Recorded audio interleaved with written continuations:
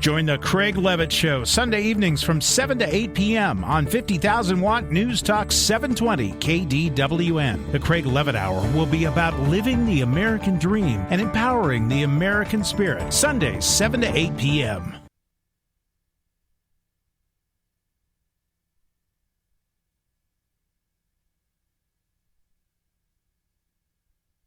Director. Restart. Hi, this is Craig Levitt. Welcome to the Craig Levitt Show, and I'm here today with Chris Finnegan, my technical director and promotional director. Morning, Christopher. Good morning. To all of our friends out there who are veterans, thank you for your service, and please, with our heartfelt appreciation, have a wonderful day. Most certainly. Had an interesting experience last night. I went to eat in one of the restaurants in Mesquite here, and as you all know, we're promoting Mesquite, Nevada this week. Went into one of the casinos, into one of the eating establishments, and as we were seated, I saw an older gentleman wearing his veteran hat, and it had on it that he was a veteran of World War II. Wow. This man was 95 years of age. Absolutely incredible. We spoke with him for about 15 minutes as they were waiting for their food, and at 95, he was so lucid. I mean, he was really something. And of course, he was wearing the poppy in his hat, something very sacred and very important to all veterans, especially the veterans of World War II and what took place at Normandy and on Omaha and Utah beaches. So anyway, it was such a thrill, and I had our daughter, Cheyenne, was with us, and she's a member of the Utah National Guard. She's in the Army, and he congratulated her for the service that she has performed and that she will yet perform. It was just a neat experience all the way around. And so today, being Veterans Day, we want to dedicate a lot of our show today to our veterans. But first, my number one veteran, I guess you know who that is, don't you, Chris? I have a pretty good guess. Yep, it's my old friend P-Dub from the food court there in the Boulevard Mall on Maryland Parkway.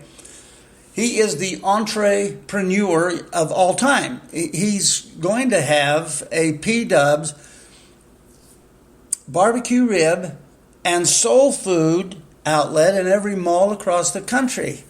And I believe he's going to do it. Oh, I believe so too. It wouldn't even surprise me if he gets one in space. He's just that determined. He might do it. He might send up some ribs up to the space station. There you go. Now, P-Dub is a veteran of the United States Army. He fought in Vietnam and came back and received the Bronze Star for heroism. Every time I talk about P-Dub, I have to mention that he is a Bronze Star recipient, because not only did he lay his life on the line for us and for the freedoms we enjoy and the standard of living and the quality of life that we have, but he laid his life on the line so that his comrades could make it home. P-Dub, we love you. We are always going to love you. You are absolutely the best. And as far as being an entrepreneur, you're the best. And folks, do you know what he's doing now? Now he's got P-Dub's barbecue ribs and soul food outlet there in the food court. Yep. You know, he's got that already. That's nailed down. And he has franchise papers that will put him just about in every mall across the country. As if that were not enough. What has our friend P-Dub done? He's opened a second food outlet in the Boulevard Mall right there on Maryland Parkway, and it's called, get this, it's a sandwich shop, sort of a nice little place to have a sandwich, some dessert, maybe some homemade soup, some other kinds of things. And he has called that new establishment Dubway sandwiches. And I think this guy is really something. I love P-Dub. P-Dub to you today. Thank you for your incredible service, your selfless service.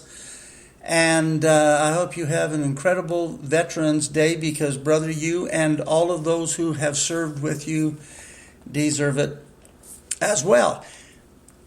Now, I have to go over and talk for a moment about our friends at Iceberg Diamonds. Okay, our listeners out there, I want all of the women to leave the room. If your husband or your significant other is there, I want all the women to leave the room. And I haven't got all day, so let's get up and do it. All right, guys, today is the 11th of November. Now, if you've been sitting around trying to think of how to get out of getting, your significant other something, really nice for Christmas, stop. Don't think that way. And here's why.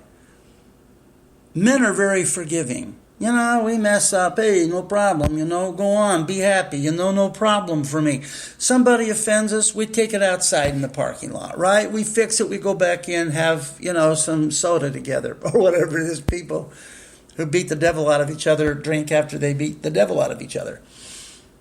Women are not forgiving. Now, they play like they are because you've irritated them. You've bugged them. You have made them mortal enemies. But they kind of have in the back of the mind that come Christmas time, you're going to do something to make it up. Right? Right. Okay, now guys, you're blowing it.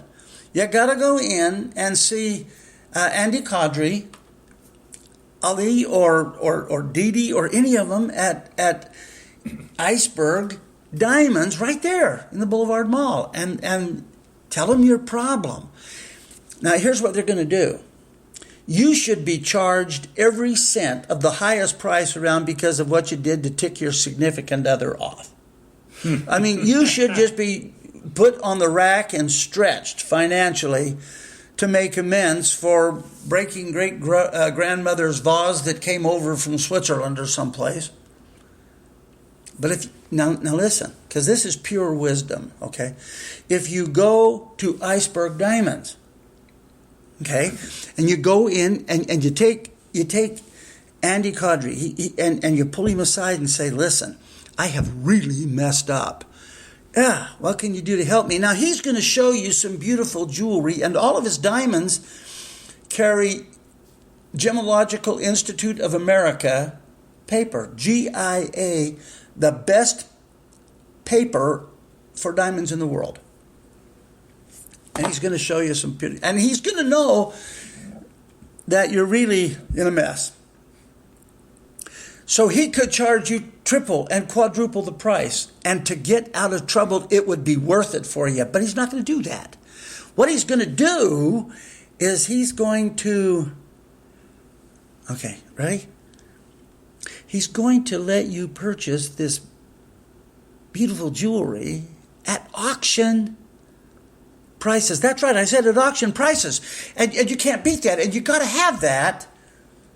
But if you're really smart, what you're going to do is you're going to show your significant other the real retail price. Don't ever tell a woman what you actually spend on jewelry. Because if you tell her, well, I got this, for, 60 cents on the dollar, she'll say, well, you could have gotten me another piece then as well. No, guys, don't walk into that trap. On Christmas morning, when she opens up her beautiful necklace, her dinner ring, earrings, women like those. And she sees a price tag on it for $2,000. And you only had to pay like $1,300, Don't tell her that. She'll go, oh, sweetheart, that is too expensive. That is just way too much. In her heart, she's gone, yeah, that's about what I was figuring, the bum ought to spend. And you win. It's a win-win situation. Go on down to Iceberg Diamonds. See what they have. Christopher and I have become completely enraptured by Mesquite, Nevada. We have. I mean, it's an incredible place. It is. In fact, we've even coined a little motto. If you come to Mesquite to play, you are going to stay. People, if they get off the freeway and really experience Mesquite, Nevada, they're going to want to stay here. I bet they will.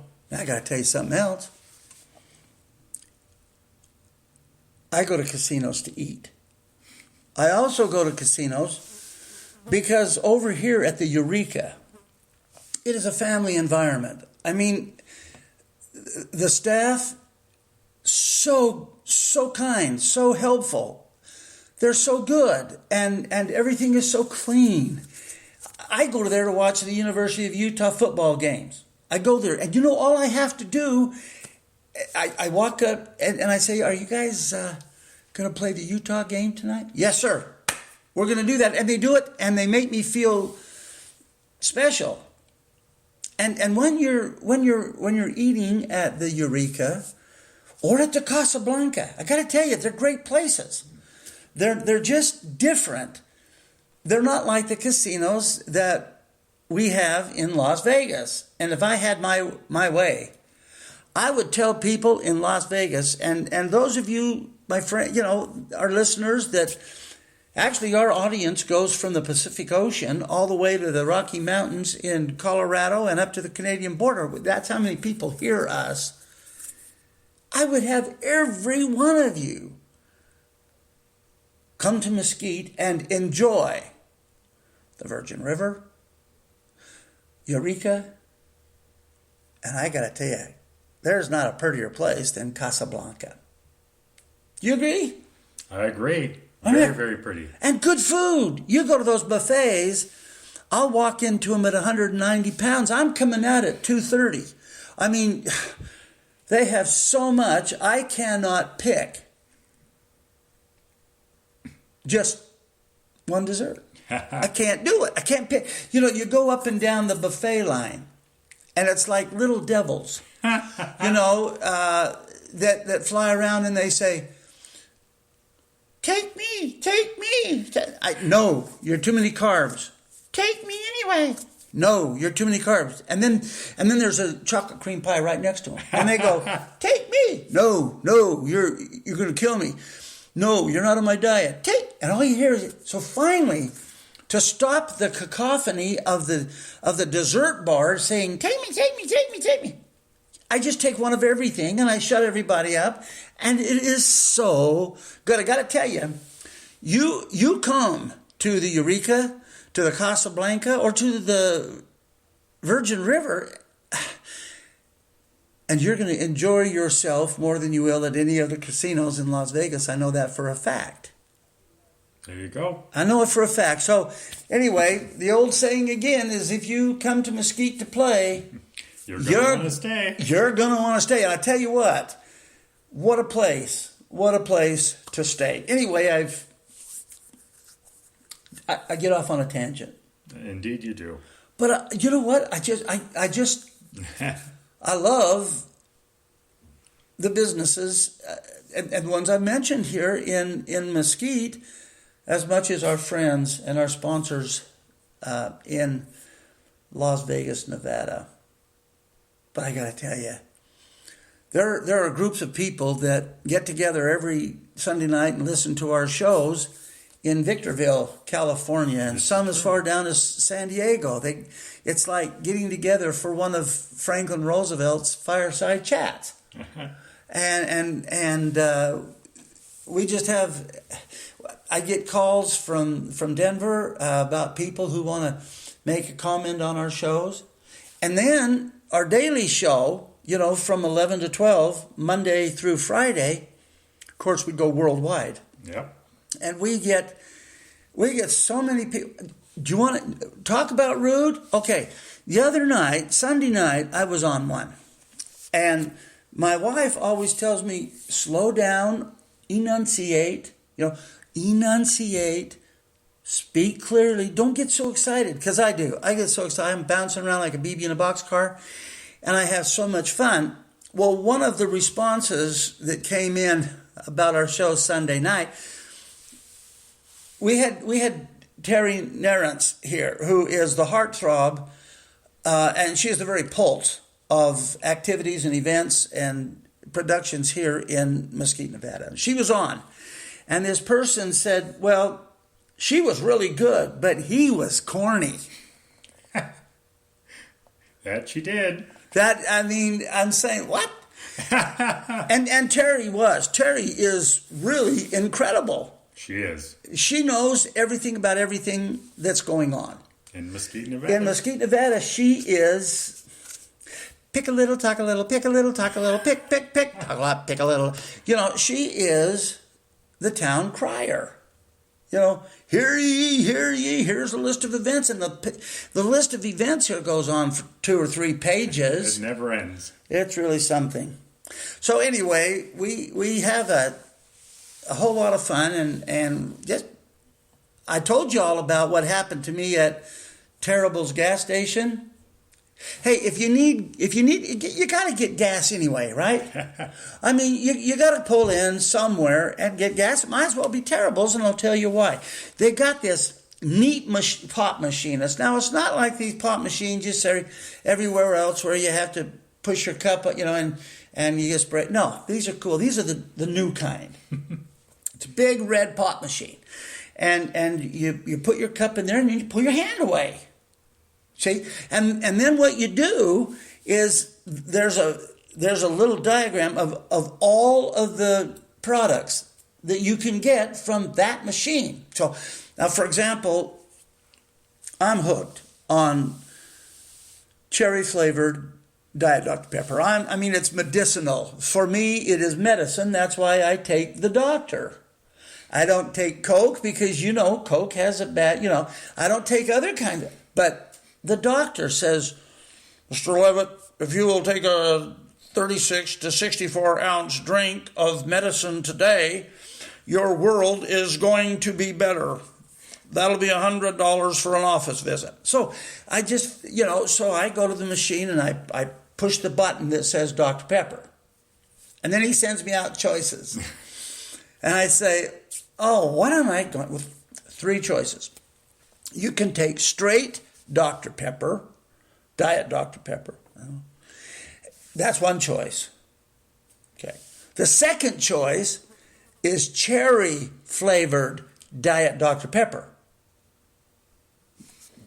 You talk about focus. I am on that one, like an eagle on a rabbit. But there's another one. There is. Oh, do tell, Mr. Levitt. Okay, here's what it is. Vanilla cherry Dr. Pepper, Diet Dr. Pepper. Okay, so I go back to my favorite one, the cherry one. I fill up like a barrel full of it, and it makes me feel better. So the doctor was correct. But when you go to Terrible's, they got that machine. You got to get gas anyway. You don't want to go somewhere with just one of the old-fashioned machines, do you? No, you don't want to do that. And the manager there, her name is Hope. She is the Terry of convenience stores and gas station industry. There you go. She is so bubbly. I kind of think maybe sometimes she just had too much Dr. Pepper and she's bubbly. But she's incredible. When I told her who I was, I said, hello, my name is Craig Levitt, with the Craig Levitt radio show in Las Vegas, Nevada. Oh, wow. And she treated me like I was a celebrity. You were there, I think, weren't you? I was. You were, and she treated you like a celebrity until I told her you were just a director. And she goes, oh, well, okay. No, ill. Ew. So we were just, and so we were talking to her, and we went to leave, and she said, your drinks are taken care of. I said, well, this one about is, because I was sucking on the straw like a deep sea driver on an air hose. And I thought, well, okay, thank you. So that night, I wanted to take my wife and my daughter to go into Terrible's, and Hope wasn't there. And the store was, I told this yesterday, but it bears repeating because it was really funny. But the store had a line at the cashier that was a serpentine. I mean, it wound all throughout the store, had people there and when you're standing in line, you hate lines, right? For a lot of us veterans, that line was kind of like the day we got our physical, to answer the draft. But anyway, we got up to the cashier. This lady had been working hard. I mean, she had been helping customers. It was just like this snake that kept coming up to her cash register, never got any smaller. It just kept growing and growing and growing. I looked up at her and I said, "Well, hi, Hope's not here, is she?" And she says, "No, Hope's gone for the day." And I said, "Oh, okay. Well," I said, "my name is Craig Levitt with the Craig Levitt radio show at KDWN 720 in Las Vegas, Nevada." She looked right up at me and said, "Never heard of it." You talk about throwing cold water on a campfire to put it out. You've never heard of it? No, okay, well, and everybody in line was laughing. And I thought, oh, this is terrible. But then, since that time, every time she sees me and I see her, we just laugh. That I think she's a stand-up comedian and was just doing that because she thought I was a straight man giving her a prompt. We still go back there. I will always go back there because of that pop machine and because of these neat little ladies that, these people at convenience stores, they really put up with a lot. They do. I mean, they put up with people like me. Some days. And they put up with people like you. Well, only when they have to. Well, yeah, but Christopher is the model citizen. He never does anything wrong, never says anything out of line. He's the model citizen, right? And everybody loves this kind of person because they walk up, he pays for what he gets, and then they say, "Thank you," and he says, "No, thank you very much. Thank you for helping me." He makes their day bright. I really care less about that. What I want to do is tell everybody, "Hi, this is Craig Levitt from the Craig Levitt Show on KDWN AM 720 in Las Vegas, Nevada." And they'll, what? So, anyway, we love Mesquite, love to be here, love everything about this place. And we want to spend a little time today thanking our veterans. And I got to tell you something. You want to know something that they do at the casinos here? What's that? They give veterans free meals. Wow. I mean, this town, when you go to the Eureka, they happen to be supportive of the Wounded Warrior Project. And that is such an incredibly good project. We've contributed a little bit to it ourselves. And they do things so that, in their own way, they say thank you in so many ways. And so at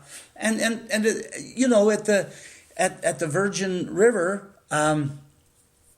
for a veteran with proper identification and one guest, they give a free buffet. Wow. I mean, when people are willing to do that, and you get treated so well as a veteran down at the Casablanca, and I'm just saying to myself, this is giving back to the community in a substantive way, not just putting up on their marquee, "Thanks, vets." And I would be happy if that is all they did, but they do more. And so many of the businesses here in town, thank you, veterans. And they have little discounts today. They have something that they can do to veterans to say more than thank you and shake hands. They actually, they want to get in and do something as a token of their appreciation. And of course, we hear it at the Craig Levitt Show. Every broadcast, whether it's on KDWN Sunday night at 7 o'clock, or whether it's during our daily show here that goes far and wide, we try to let people know how much we appreciate veterans. And I can tell you, they don't walk around like they deserve it. No, they don't. Some people think they're entitled to recognition, like me. Okay, no. But there are some people who believe that society owes them something. And something that people need to acknowledge them, and people need to give them some kind of show of affection and adoration. But our veterans aren't like that.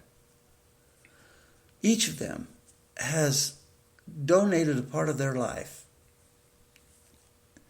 And sometimes that donation is large, and their lives are changed physically, emotionally, spiritually, mentally. But they never come back and say, okay, you owe me.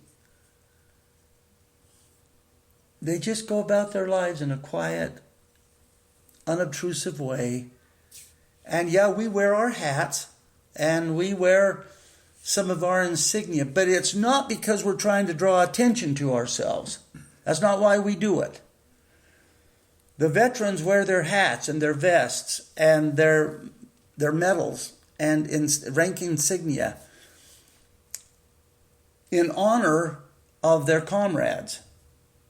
Because once you have served in the military, especially if you've been called to go into battle, those people that you stood side by side with are lifelong companions and comrades. And when we wear our hats and when we wear our vests or our insignia or representations of our medals, it's to draw attention to the whole, not the part. It's to bring recognition to everyone, not just to that particular individual. And when I talked to veterans, this gentleman last night that I happened to meet at the Virgin River, I wasn't going to say that, but I did. And I thanked him for his service. He looked up and he was shocked. And so I stayed there and talked to him. And his wife had also been in the military during World War II. She has since passed away. And he didn't talk about himself one bit. He talked about his comrades. Veterans on Veterans Day honor their buddies who were shot, who were standing right next to them, or who were on a ship that was sunk at Pearl Harbor, or who were wounded or lost their lives at the Pusan perimeter in Korea, or other places, and in Vietnam, and in Iraq, and in Afghanistan. And today is our day to become part of that group. And I was at Vaughn's grocery store in Las Vegas, Nevada, a couple of weeks ago, and my service injury is my ears. I don't hear as well because I was a radio operator having all these high, frequencies, and there's certain pitches that I don't hear. Some pitches I hear fine. When my wife is yelling my name to come do something, I hear, but there's some frequencies that I'm not good with. And I was just kind of looking actually, for hot dogs, buns, and Diet Dr. Pepper, cherry flavored Diet Dr. Pepper. And I kind of looked around and I heard somebody say something. And I turned and there was a young man clerking in that store. And I had thought that I had blocked his path.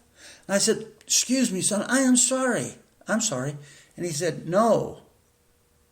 I said, thank you for your service.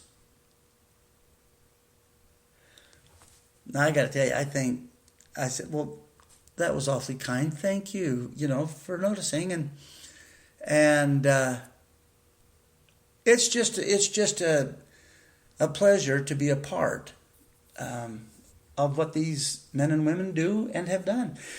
Got to tell you one story. My grandfather, who fought at the Battle of the Bulge, I fight that same battle every day, but I can't stay away from the desserts at the hotel buffets, at the casino buffets, and I'm working on it. I can't stay away from soda pop. I should, but I can't, so I don't.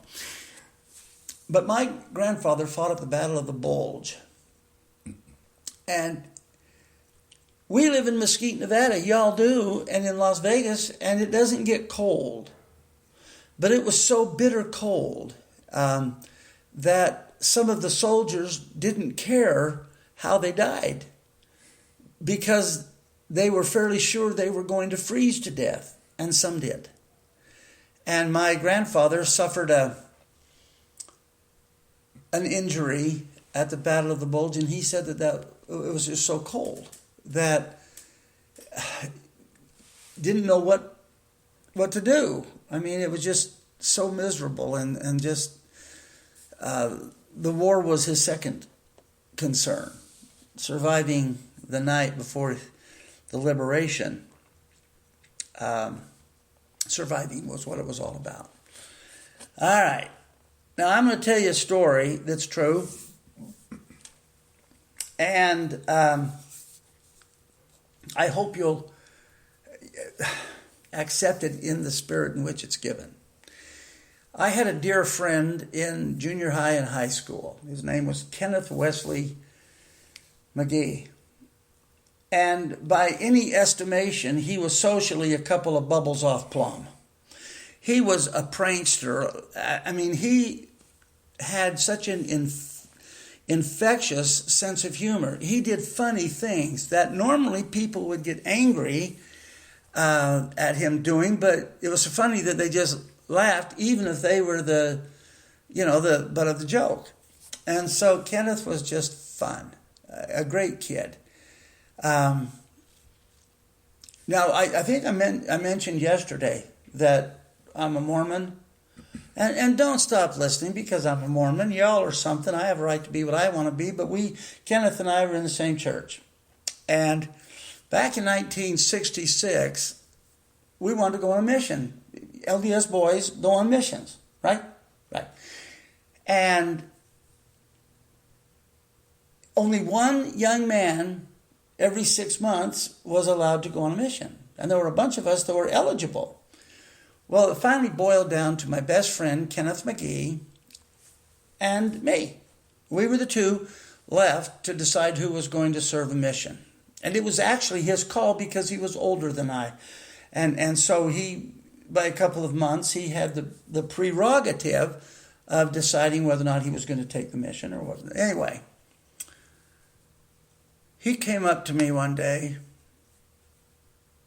and he said, Levitt, got to tell you something.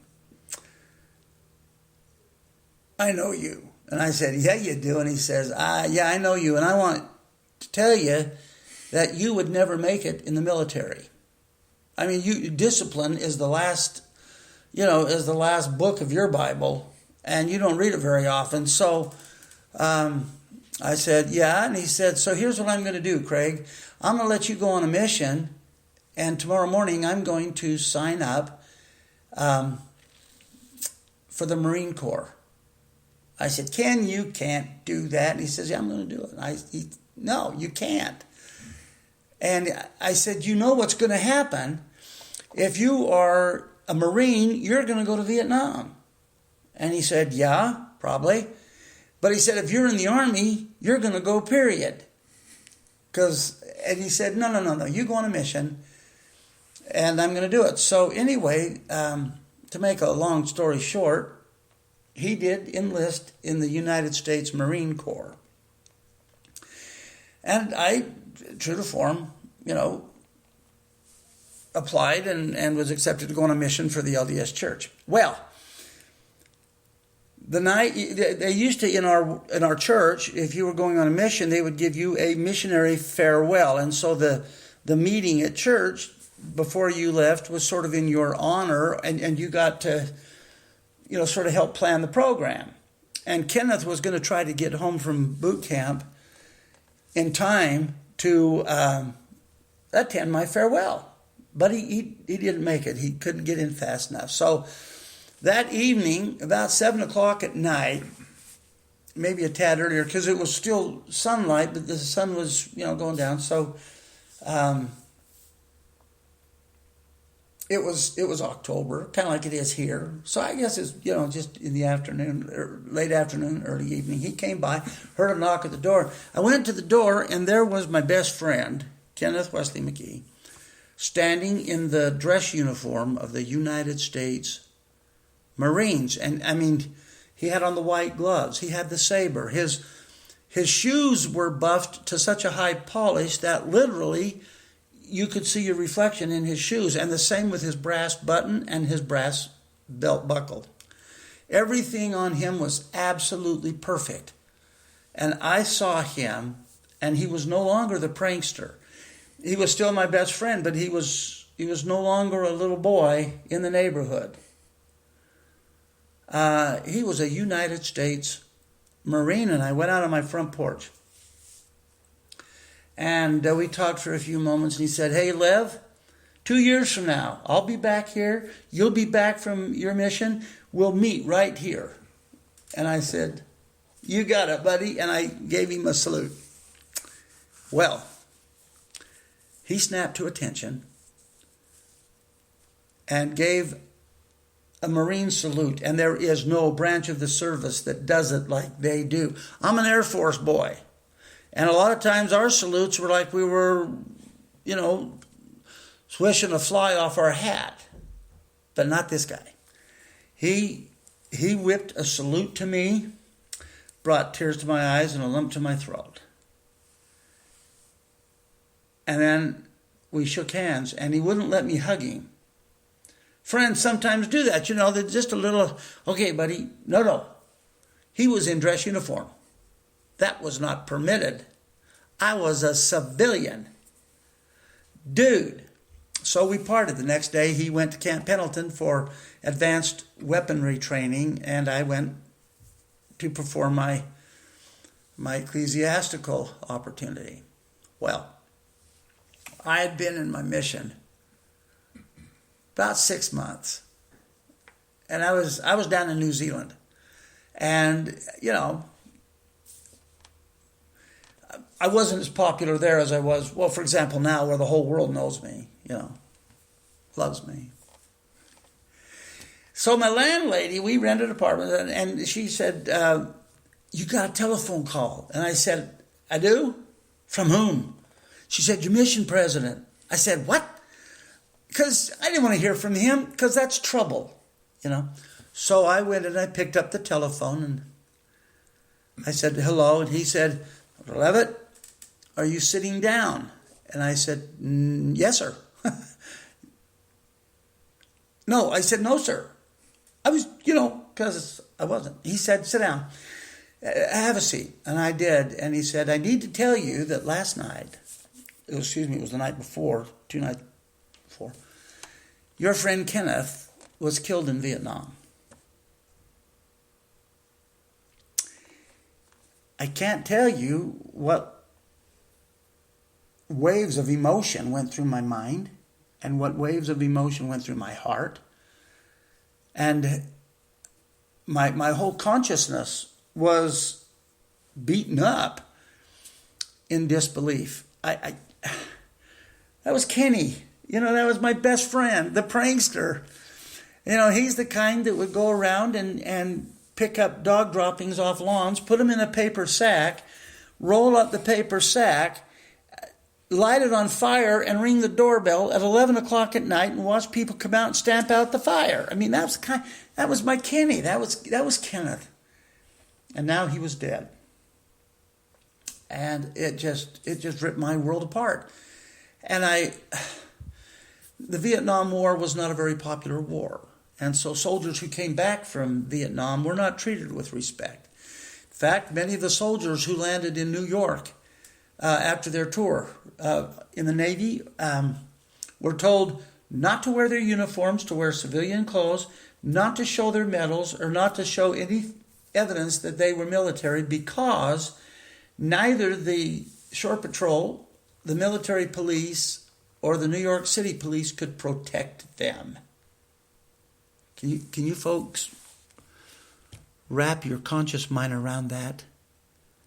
I had one young man that I knew that was Army, came back from Vietnam, decorated with a Purple Heart, which means he was wounded in combat. And you know what happened when he got home? He didn't come to Mesquite where he would have been welcomed with open arms. He didn't get to go to the Eureka, the Casablanca, or the Virgin River where he would have been given a meal. He went home. And because of the hatred of the military, his family, he was wearing his uniform. He was proud of the service he had rendered, proud for the wound he had received, the blood he had spilled in Vietnam for all of us. But his parents were afraid that the neighbors would see that a soldier was coming to their house. And they turned him away. And that man was homeless from 1972 until we happened to meet him in 2012.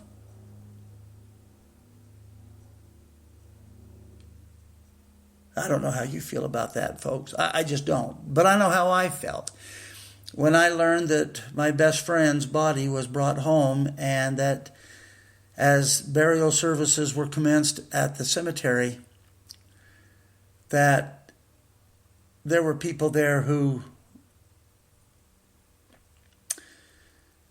threw garbage on his casket and who performed. And so, I mean, it was just a terrible thing for a man who died in a very unpopular war. But he did because he went to Vietnam because he had volunteered to be a Marine, and that was the destination he knew he was going to get. Well, after I got back from my church service, I joined the United States Air Force. And I guess of all the things I've ever done in my life, that is the crown jewel of my life, was being able to serve in the military.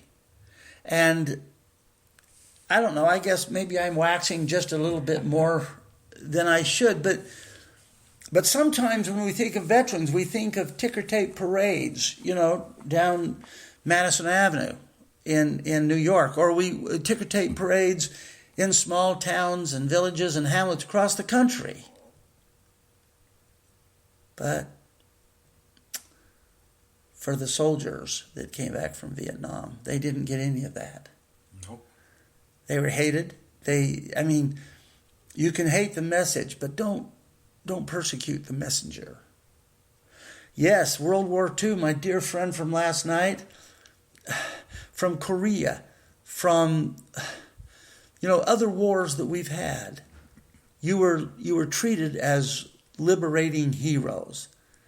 But my friend Kenneth wasn't, and neither have been our other Vietnam veterans. Anyway, it's not my idea to depress everybody today. But I just want you to know that Veterans Day is a special day, and you go over and look at the 1,000 flags that are on display. That is incredible. And there's a huge, huge flag that hangs off the recreation center, from the top of the roof all the way down to the ground.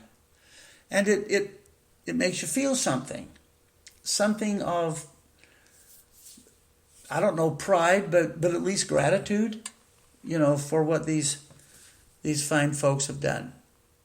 And when you go to the Eureka, and when you go to Casablanca or Casablanca, I never did see the movie, but when you go there,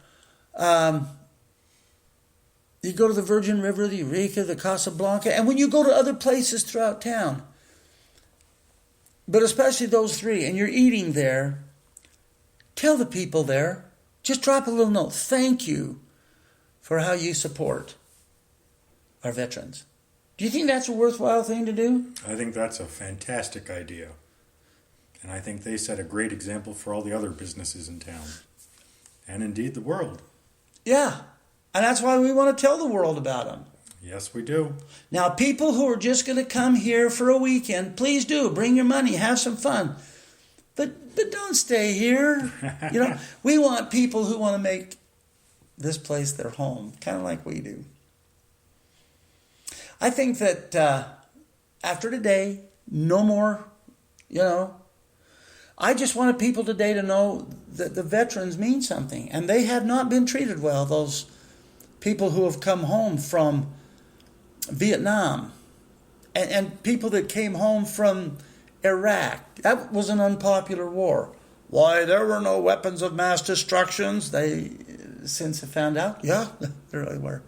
And people who come back from Afghanistan and from other theaters of conflict. War is not a popular thing. And I promise you that none of the people who wear the uniform of our country and go to war are doing it to become popular. They go because they know there's a great possibility that they will not be coming home.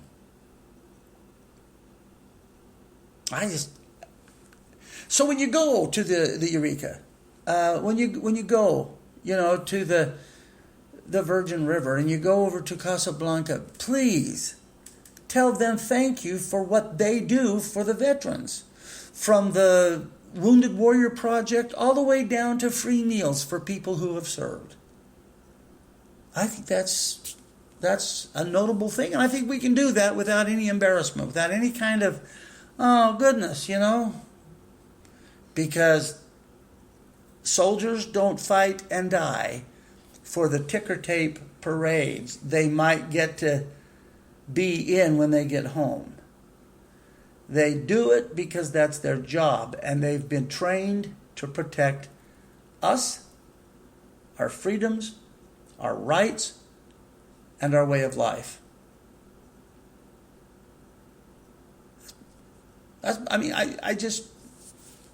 Do you folks out there find that touching? I mean, not because I said it, but because of what is. I just think, I think it's a neat thing. By the way, we have a new sponsor I want to talk to you about today. It's called the Billionaires. And they're a great little organization. I'm going to ask you a question. Are all of you out there that are within the sound of my voice, within our social media, which, by the way, is, I think, larger than our radio audience, but huge social media, are all of you where you want to be financially? I mean, do you have the financial security that you want to have so that you can have the kind of life that you want to enjoy? Well, the Billionaires, I'll just tell you what. You're going to have to attend one of their seminars. You're going to have to listen to their radio presentation, and that won't start till next week. But we just want you to know that they're sponsors, and so we're going to kind of sponsor them, as well, because they're dynamite. Now, for those of you that go to the CraigLevittShow.com, there is a little button down at the bottom that you can push and make contributions to the Veterans Memorial Association, which we support. And I think, Christopher, they're trying to get educational programs for veterans who fall between the cracks of the Veterans Administration and other programs that are out there to help them. It's great, and we'll talk a little bit more about that. But if today you feel like, putting a little contribution on your credit card, go ahead. The sponsoring charity is People Helping People Now, so the receipt that you get will be from People Helping People Now, and it is a designated 501c3 not-for-profit public charity. At any rate, we've had a great time today. I kind of did all the talking, and Christopher is just kind of sat here, doing what he does. I get to enjoy the show in person. I have the best seat in the house. Yeah, that's right. Yeah, and sometimes he looks at me and goes, "Boo," but not today. Not today. And please, today, I know a lot of you are going to go eat at the Casablanca or the Virgin River or over at the Eureka. Just drop a little note to the management and say thank you for what they do. Now, I'm all done with, I said that a minute ago, didn't I, that I was all done with our veterans. You're wonderful people out there. This is a giving community. There is a spirit in this community that is dynamic, and it's infectious. I don't know if that's a good word. I mean, I could say it's infectious, it's communicable, but whatever it is. I would say inviting. Okay, it could be either, viral or inviting. Whatever it is, you can't be in this town without feeling it. That's true. So to all of you here in Mesquite who have been so kind and so warm and so welcoming to Christopher and me and to the Craig Levitt Show, we say thank you and we appreciate it. We'll be on tomorrow again at 11 a.m. And so be sure to join us. We're going to have some fun tomorrow. We're going to do a review of a book that I think is absolutely incredible. And the name of the book is The Diving Bell and the Butterfly by Jean Bauby, B-A-U-B-Y, a former editor of Elle magazine.